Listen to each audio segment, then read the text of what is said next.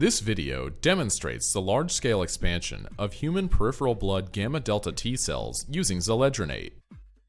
First, whole blood is subject to density gradient centrifugation to isolate peripheral blood mononuclear cells, or PBMCs. The PBMCs are stimulated with Zoledronate to cause monocytes to become antigen-presenting cells, and also with IL-2 to stimulate gamma delta T cells. The cells are incubated for up to 14 days in order to proliferate gamma delta T cells in the culture.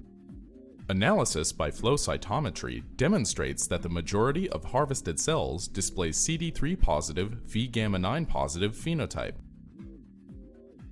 The main advantage of this technique over existing method is that Zoledronate is already licensed for clinical applications at Zometa.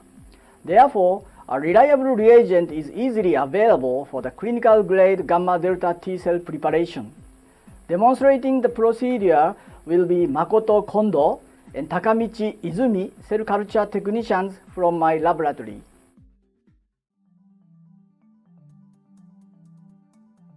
Begin this procedure by isolating peripheral blood mononuclear cell from whole blood collected in a BD Vacutainer CPT cell preparation tube containing sodium heparin anticoagulant and a Ficol hypake density fluid, plus a polyester gel barrier which separates the two liquids.